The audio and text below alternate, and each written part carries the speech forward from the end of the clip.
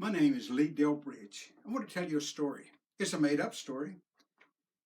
I just made it up to illustrate a point. Let's call it a parable. Okay? One day I went out to my car and it wouldn't start.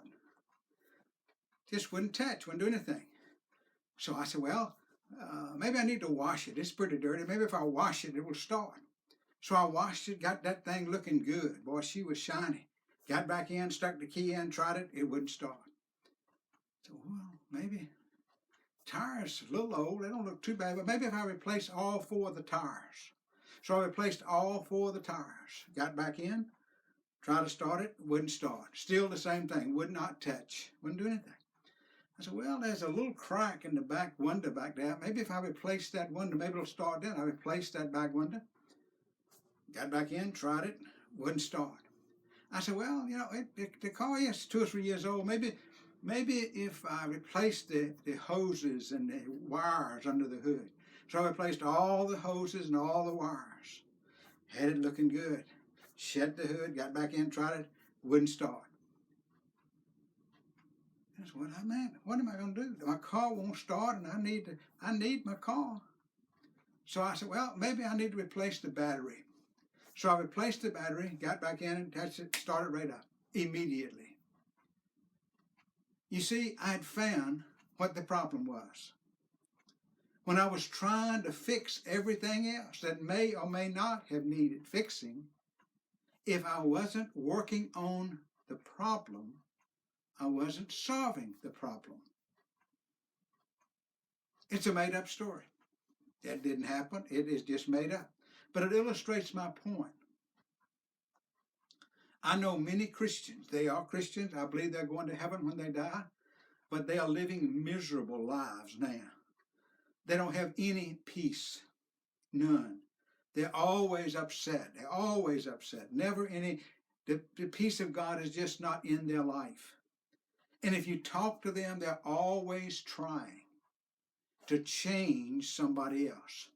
If my husband was different, if he did better than he does, if he was as good as my friend's husband, or if my children were not so rebellious, or if my boss was as good as the boss I had 10 years ago, if they would change, then I would have peace in my life. I want to tell you that's not true. Peace does not come from them. Peace comes from God. Peace comes from God. And you can have the peace of God. I don't care what else is happening in your life. You can have the peace of God. I don't care what else is happening. Doesn't make any difference what else is happening. Galatians chapter 5, verse 22 says, "For the fruit of the Spirit is love, joy, peace." Peace. Peace comes from God. Philippians 4, 6, and 7 says, "Be anxious for nothing, but in everything by prayer and supplication with thanksgiving let your requests be made known to God. And the peace of God, which surpasses all comprehension, will guard your hearts and your minds in Christ Jesus." Peace comes from God. Does not come from other people. Does not even come from being in good health. Does not come from reading a nice book. Does not come from being in the right place. Peace comes from God. And that peace from God you can have. I don't care what else is going on in your life. You need to find the problem so you can solve it. And the problem, if you don't have peace in your life, the problem is your relationship to God. It's not your relationship to your husband. It's really nice to have a good relationship. It's not your relationship to your children. It's really great to have godly, good children. It's not relationship to your boss, although that's fantastic. You can have a good boss. But peace, real peace, comes from God. And you can have that peace. It doesn't make any difference what else is happening. Let me tell you a story, another made-up story. Didn't happen. It's not true. just made it up to illustrate my point. Another one of my parables, okay? Another one of my parables, okay? One time, there was a millionaire who was kind of weird, kind of strange, and he'd waste money on kind of strange things, and you wondered why, man, in the world does he get so much money? Because he just kind of wastes money sometimes. And one day he decided that he wanted a peaceful painting in his den. He had a den, what we call a man's cave now. He had a den, and he wanted a picture, big picture, artist drawn picture on the wall that was peaceful. And so he decided to hire 5 artists. He gave them $1,000 apiece, $1,000 apiece. So he paid them to paint. And he says, now I'm hiring 5 artists. I want you to paint me the most peaceful scene you can come up with. And the one I choose, I'm going to choose one out of the 5 to hang in my den. The one I choose, I'm going to give an extra $10,000 to. And so the first guy painted a beautiful sunset on the ocean. I never can forget what's a sunset or sunrise, but you know what I'm talking about. The sky's red. It's just beautiful. Just the water's calm. Just looks beautiful. Just a very peaceful scene.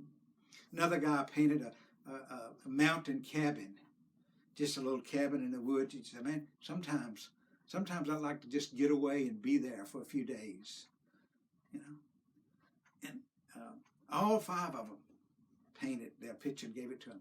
But the 5th one painted a raging storm.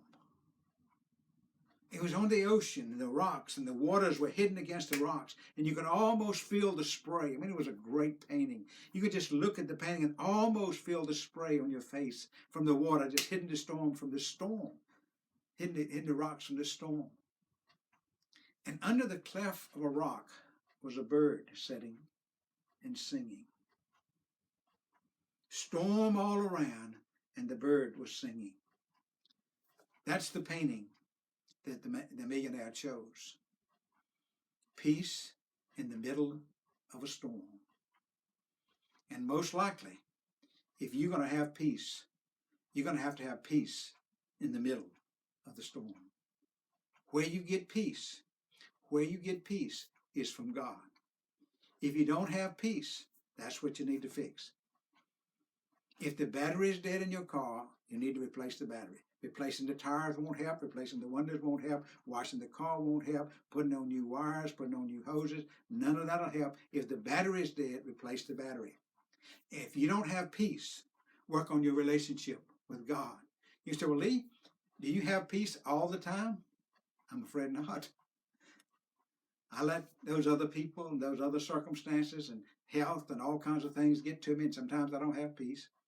But I'll tell you this, I know what the problem is. I know what the problem is. It's my relationship with God.